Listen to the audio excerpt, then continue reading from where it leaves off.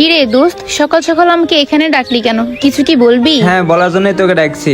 বল। আমার একটু তাড়া আছে, আমাকে আবার বয়ফ্রেন্ডের সাথে দেখা করতে যেতে হবে। আচ্ছা, তুই বন্ধু হিসাবে আমাকে কতটুকু ভালোবাসিস?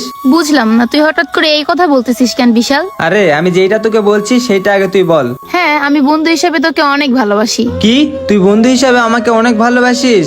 হ্যাঁ দোস্ত, আমি তোকে বন্ধু হিসেবে অনেক ভালোবাসি। আচ্ছা, যদি কোনোদিন এমনটা হয় ঠাট কোনো পার্সনের জন্য তোকে আমাকে ভুলে যাইতে হবে, তাইলে তুই কি করবি? তুই কি পাগল হয়ে গেছিস? বয়ফ্রেন্ড একটা গেলে 10টা আসবে, কিন্তু আমাদের এই বন্ধুত্ব কখনো শেষ হবে না। তাইলে দোস্ত, তুই আমাকে প্রমিস কর তুই আমাকে কখনোই ভুলে যাবি না। হ্যাঁ দোস্ত, আমি তোকে প্রমিস করলাম, আমি তোকে কখনো ভুলে যাব না। আমিও চাই দোস্ত, আমাদের বন্ধুত্বটা এভাবে সারা জীবন টিকে থাক।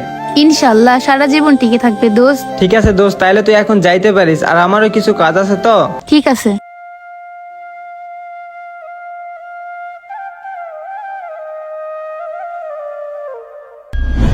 আর শোন, আমরা কিন্তু সামনের সপ্তাহে কক্সে যাইতাছি, আর কে কয় টাকা করে দিবি এখনই দিয়া দে আমার কাছে। আরে দোস্ত, তুই টাকার চিন্তা করিস না, আমার টাকা সবসময় রেডি আছে। আরে দোস্ত, আমি তো জানি তো টাকা পয়সা সব সময় রেডি থাকবো, কারণ তুই অনেক টাকা পয়সার মালিক। আর রবিউল, তো টাকাটা কি রেডি আছে? আরে টাকার চিন্তা করিস না, আমি 2-3 দিনের মধ্যে দিয়ে দিব।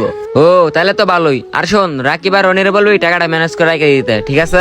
আচ্ছা দোস্ত, সেটা তুই টেনশন করিস না, আমি সবকিছু ম্যানেজ করবো নি। আর আমার সাথে কিন্তু আমার গার্লফ্রেন্ড যাবে। গার্লফ্রেন্ড তোর তো যাবেই, আর তার সাথে আমার গার্লফ্রেন্ডও যাবে, ঠিক আছে? কি রে ইফতি, তোর গার্লফ্রেন্ড যাবে না? আরে কি বলস, আমার গার্লফ্রেন্ড যাবে না মানে? 100% যাবে আমার গার্লফ্রেন্ড। আচ্ছা ইফতি, তুই যে এত করে বলতেছিস তোর গার্লফ্রেন্ড যাবে, আমার তো মনে হচ্ছে না তোর গার্লফ্রেন্ড তোর সাথে যাবে। আরে কি কস, তুই কি পাগল হয়ে গেছিস গা?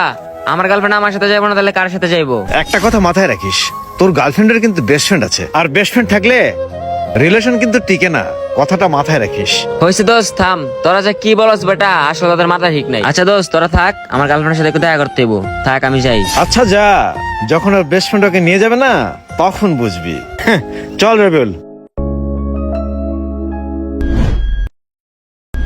বেবি শুনো, আমরা কিন্তু সামনের সপ্তাহে কক্সে যাইতেছি, বন্ধু বান্ধব সবাই মিলা। আর কক্সে যাওয়ার কথাটা কিন্তু আমি তোমাকে অনেক আগেই বলে দিছিলাম, এখন তুমি কি বলো? কি বলতেছো? হুট করে কক্সবাজার চলে যাব মানে? আর তুমি তো জানোই আমার ফ্যামিলি কেমন, আমাকে তো একটু ভাবার সময় দিবা।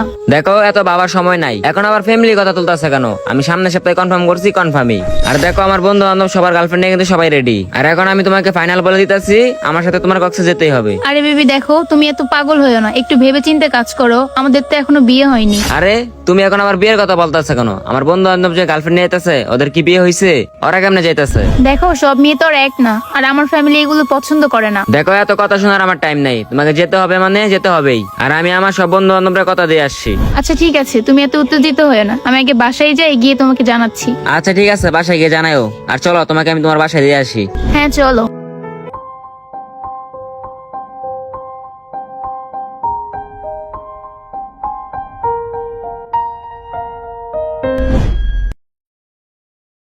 কি রে দোস্ত, হঠাৎ করে এই ব্রিজে দেখলি?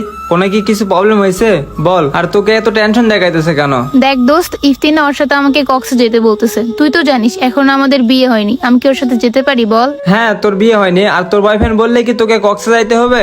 এখন আমি কি করব দোস্ত, ওকে তো নাও বলতে পারছি না, তাছাড়া আমি ওকে অনেক ভালোবাসি। দেখ, প্রত্যেকটা মেয়ে একটা ছেলেকে খুব বেশি ভালোবাসে, আর আজকালকার ছেলেদেরকে বিশ্বাস করতে নাই। হ্যাঁ দোস্ত, আমার না অনেক ভয় করতেছে, তুই কিছু একটা কর প্লিজ। আরে পাগল, তুই টেনশন করিস কেন? আমি তোর বন্ধু বিশাল আছি না? আমি বিশাল থাকতে জীবনে তোকে ওকে কক্সে নিয়ে যাইতে দিব না।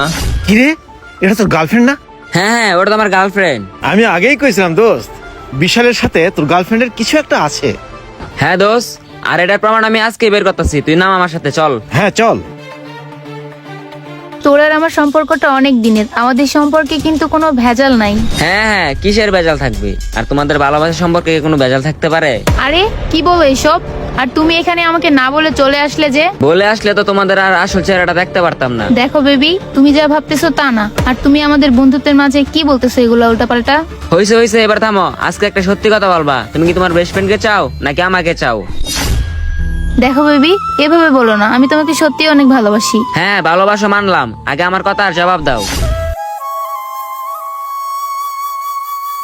যদি কোনোদিন এমনটা হয় ঠাট কোনো পার্সনের জন্য তোকে আমাকে ভুলে যাইতে হবে, তাইলে তুই কি করবি? তুই কি পাগল হয়ে গেছিস? বয়ফ্রেন্ড একটা গেলে 10টা আসবে, কিন্তু আমাদের এই বন্ধুত্ব কখনো শেষ হবে না। তাইলে দোস্ত, তুই আমাকে প্রমিস কর যে তুই আমাকে কখনোই ভুলে যাবি না। হ্যাঁ দোস্ত, আমি তোকে প্রমিস করলাম, আমি তোকে কখনো ভুলে যাব না।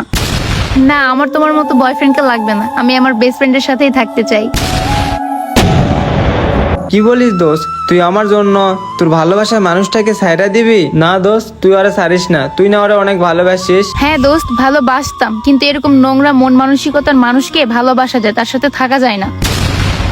আর শোন, তুই এত কথা বলিস না, চল আমার সাথে।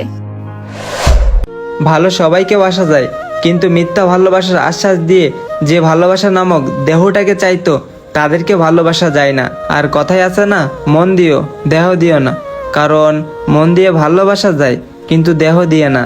আর লাইফে এরকম বেস্ট ফ্রেন্ড দরকার যে আপনার ভালো দিকটাই চাইবে। আর মেনশন করো তোমার সেই ফেভারিট বেস্ট ফ্রেন্ডকে যে আপনার কখনো ক্ষতি চাইবে না। আর ভিডিওটা যদি আপনাদের একটু পরিমাণে ভালো লাগে থাকে তাহলে অবশ্যই লাইক কমেন্ট শেয়ার করে পাশে থাকবেন। ধন্যবাদ।